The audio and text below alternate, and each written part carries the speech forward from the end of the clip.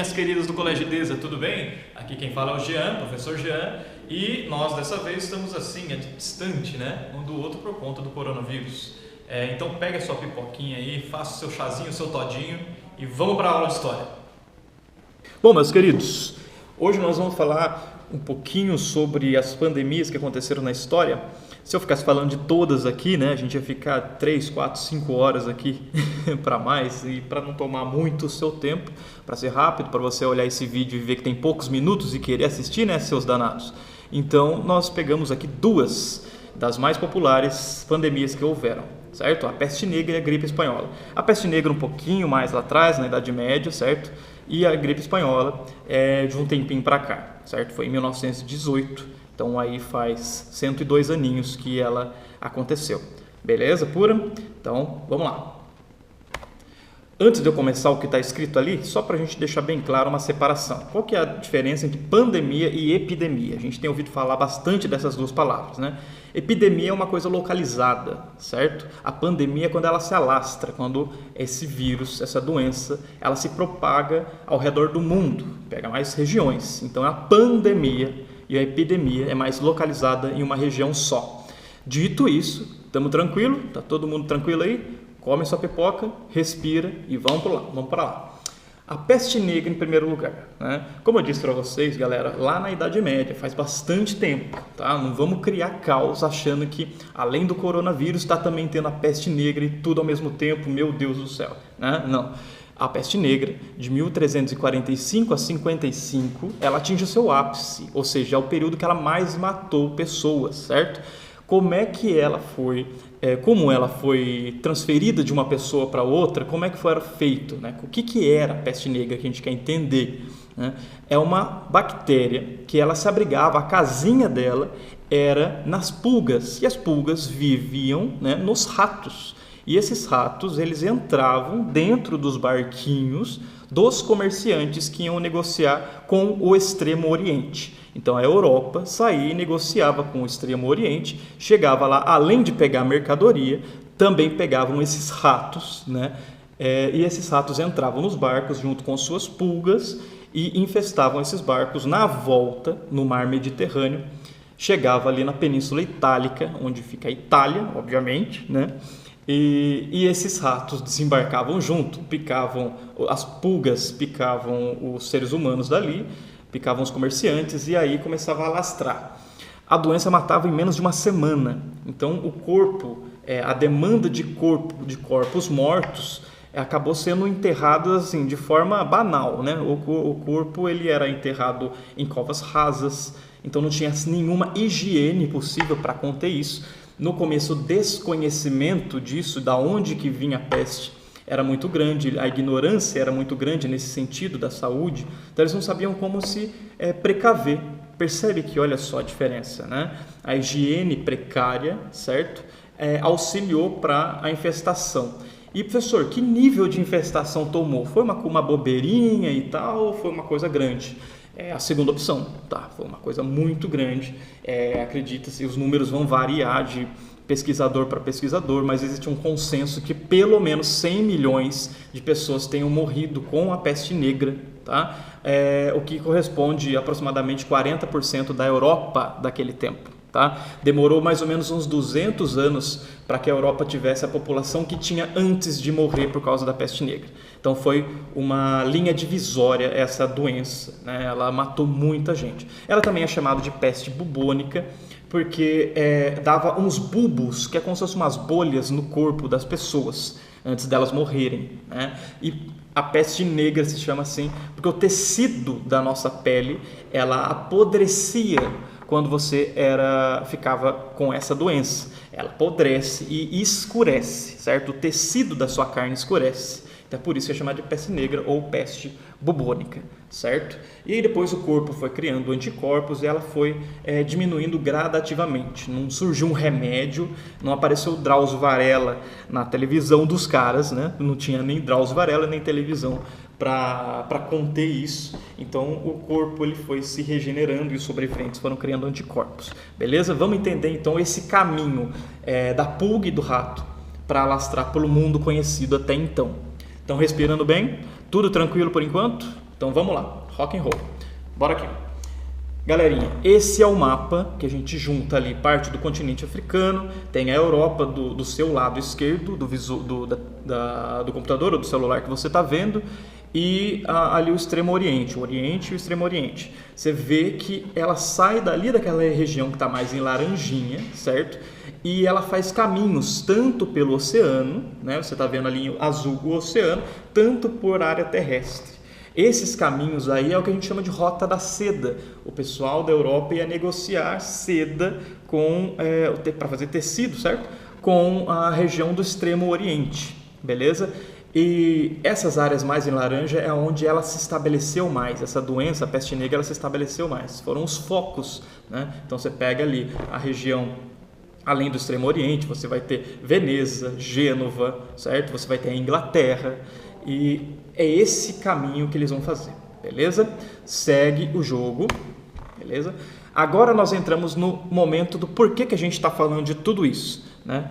Por que a gente está tendo o coronavírus e estamos falando de pestes anteriores, de vírus anteriores? Galera, eu sempre entro na sala com vocês e falo que a história ela não serve para nada se você não consegue traçar uma relação com o presente, né? A história não é um baúzinho de lembranças para você só olhar e falar, olha que engraçado, que legal que aconteceu antes. Não, você tem que entender ela como uma utilidade para a sua vida, para o nosso mundo atual, tá? Isso é uma agência de mudança para a nossa vida, de transformação. Então vamos entender o seguinte: a peste negra, que aconteceu lá em 1300 e lá vai bolinha, no século XIV, certo? E depois ela tem uma volta, vai ter o retorno. Se tivesse um filme, ia ser Peste Negra Parte 2, que vai acontecer no século XVII. Só que aí o pessoal já está um pouco mais precavido, porque eles aprenderam com a história, né? Um pouco mais, nem tanto, né? E na Inglaterra, por exemplo, um padre chamado William Monckton, que é esse carinha que você está vendo aí do lado, ele vai criar um sistema de isolamento no vilarejo de Eyam, tá? Na Inglaterra, e esse isolamento é uma quarentena, certo? Que eles vão fazer com muros de pedra para que não sejam contaminados e não passem a contaminação para outros, se for o caso deles já estarem, né? Então eles fazem esse isolamento. Na França eles já têm um sistema de esgoto, não igual nós temos hoje, óbvio, né? Mas já tem um sistema de esgoto desenvolvido, já tem um sistema de coleta de lixo pré-estabelecido e tem políticas de sepultamento, ou seja, o jeito de você enterrar os corpos de forma mais higiênica e mais segura do que antes. Percebe que se você pegar um gráfico, números de mortos da primeira peste negra com essa é muito, muito menor, tá? É um número drástico assim. Então percebe que só a higiene e o isolamento já melhora a situação. E estamos falando do século XVII ainda, tá? A gente está falando aí de 400 anos atrás. A higiene melhorando, as concepções de isolamento melhorando, as doenças vão ficar menos graves. Vamos acompanhar daqui a pouco, aliás, agora, a gripe espanhola. Como eu disse para vocês, foi 100 anos atrás, 102 aninhos atrás. O que é? Agora vamos separar as coisas. A gente acabou a Idade Média, a gente acabou a peste negra, beleza? Vamos para outro lugar. Pega outro todinho para você começar agora, que agora é outro assunto, tá? A gripe espanhola, ela foi um vírus que se espalhou pelo mundo com o fim da Primeira Guerra Mundial. Nós sabemos bem, eu só vou dar uma adiantada no outro slide, só para vocês terem ideia, depois eu volto para esse, tá? Esse daqui, ó, eram as valetas que eles abriam na Primeira Guerra Mundial, chamadas de trincheiras, né? Como você está vendo nessas imagens, não é o lugar mais higiênico do mundo, né? Não tem sabonetinho Johnson & Johnson para a galera passar, não tem isso, né? Não tem azulejo limpinho, é um monte de valeta, o pessoal matando, homem contra homem ali, e o pessoal muitas vezes morria nem por tiro, mas morria pelas condições higiênicas precárias dali. Que o vírus da gripe espanhola vai se espalhar com muita rapidez. Quando acaba a guerra, em 1918, esses soldados sobreviventes eles voltam para suas casas com esse vírus no corpo, né? O vírus da gripe espanhola. E é aí que vai expandir. Vamos voltar para lá? Nós chamamos de gripe espanhola simplesmente porque foi a Espanha que deu a primeira notícia, que veiculou a notícia da gripe espanhola, mas não foi lá que ela surgiu. Como assim, professor? Não estou entendendo. Seguinte, o vírus ele nasceu lá nos Estados Unidos. Tá? Os Estados Unidos que trouxe esse vírus para a guerra. Só que os países que estavam envolvidos com a guerra só davam notícias sobre guerra, era isso que interessava, né?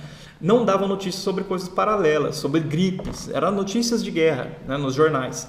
A Espanha era neutra na guerra. Ela não optou nem por um lado, nem por outro, certo? Ela ficou em cima do muro. Então, as notícias dos jornais veicularam a gripe. E ela pegou a fama de que a gripe, na verdade, se passava no país dela e não nos outros, quando, na verdade, estava generalizado já. Por isso que pegou o nome gripe espanhola.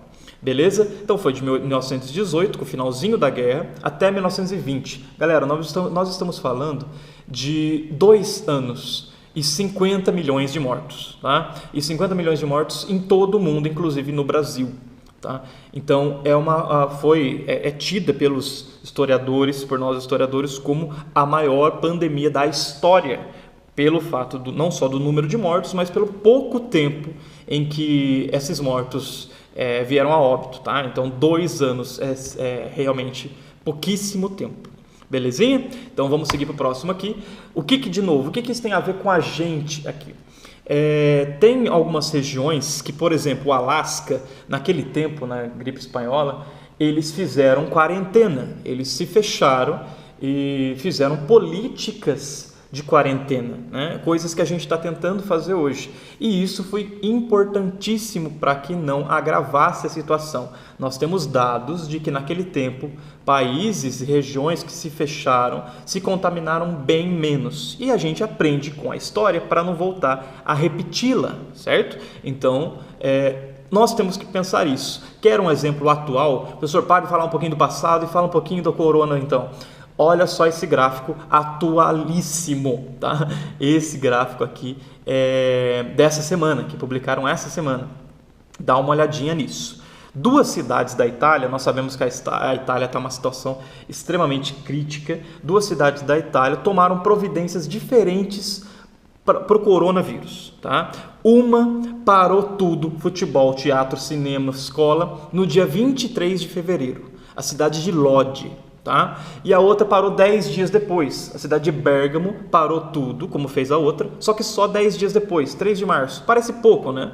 Parece pouco você fazer quarentena, vai ter gente que vai falar que é bobeira, mas olha esse gráfico, gráficos não mentem, né? Tá aí, olha só. Na linha vermelha, você está vendo a cidade de Bérgamo, os casos crescendo. Olha o pico que alcança. E a cidade que parou 10 dias antes, em quarentena, é Lodi, em verde. Percebe que também cresce porque é um vírus que espalha muito fácil, como as outras professoras já disseram para vocês em outros vídeos. Mas olha a diferença de vermelho para o verde. São 10 dias. Então, esse vídeo aqui é para a gente traçar argumentos de como na história as pandemias se desenvolveram e as quarentenas, né, os períodos de isolamento, por mais que sejam difíceis socialmente falando, né, você se distanciar do seu colega, ainda mais nós brasileiros que temos uma cultura de sair abraçando todo mundo, né, bem receptivo, mas é um momento necessário e a história comprova isso. Tá? História comprova, os gráficos atuais também comprovam, como vocês estão vendo. A fonte está ali embaixo, certo? Vamos lá, aqui eu já falei para vocês, são os casos das trincheiras que produziram a Guerra Espanhola, né? E para finalizar, galera, vai aí a nossa atenção de prevenção, tá? Nossas maiores aliadas no momento não tem vacina ainda, tá? Ainda estão sendo feitos testes em vários países, mas a nossa maior aliada não é uma coisa que vai remediar, e sim prevenir. Qual que é o melhor método, então? É prevenção e atenção. Em primeiro lugar, a quarentena. Isso é cientificamente comprovado, historicamente comprovado, então não tem teimosia de não vou pegar porque moro numa cidade pequena, não vou pegar porque é só lá em São Paulo, eu nunca fui para São Paulo, aí só... Não existe isso, já está chegando aqui, nós temos casos na nossa cidade aqui de suspeita, até esse dia, que eu estou gravando esse vídeo, de suspeita, lógico que daqui 2 horas isso pode mudar, né? Mas até esse momento é suspeita, então a gente tem que ficar isolado, de quarentena, não é porque eu sou novão, você aí com 13, 14 anos, 11, 12, 13, 14 anos, tem uma chance de pegar, de mortalidade muito pequena, que você vai falar que não está nem aí. Porque você tem avós, você tem pais, você tem tio-avô, você tem vizinho de mais de idade e esses sim estão no grupo de risco, tá? Nós sabemos que acima dos 60 eles já entram no grupo de risco, beleza? E você fica levando esse vírus para lá e para cá. Então, vamos ficar de quarentena. Segundo lugar, etiqueta respiratória. Não vou bater muito nessa tecla, porque vocês estão cansados de ouvir que a etiqueta respiratória condiz com, quando for espirrar, não ficar espirrando que nem quisesse pintar uma sala inteira com o seu espirro. Não, né? Se comporta e cuida para esse espirro não ir muito longe. Você toma medidas quanto a isso. Em terceiro lugar, valorize a ciência. Não saia pegando qualquer notícia do WhatsApp sem ler a fonte, sem ler de onde está vindo aquela fonte. Tem gente estudando seriamente sobre isso e não é de hoje, certo? Então, médicos, cientistas por aí estão estudando afinco essa doença e tantas outras virais. Então, dê valor à ciência, não a qualquer notícia, beleza? Defenda o SUS. O SUS é o nosso sistema público de saúde, por mais que seja precário, é o que temos, tá? Então, nós temos que valorizá-lo e pedir, exigir, na verdade, a todos os governos, independente do partido, que valorizem esse sistema, porque na hora que o bicho pega é para lá que a gente corre, tá? E por último, que tem a ver com valorizar a ciência, investigue as fontes, chega de fake news. Nós já sofremos muito com isso no passado e agora é uma questão de calamidade pública de saúde. Então vamos nos atentar às notícias, à nossa respiração e à nossa prevenção. Se nós não aprendermos com a história, nós vamos repeti-la e não queremos isso. Então fica aí a aula sobre as epidemias, as pandemias, 2 delas apenas, e ficamos no aguardo aí de mais aulas. Espero que vocês tenham gostado. O professor aqui está com saudade de vocês. Fica um abraço virtual apertado e um grande abraço. Se cuidem. Tchau, tchau.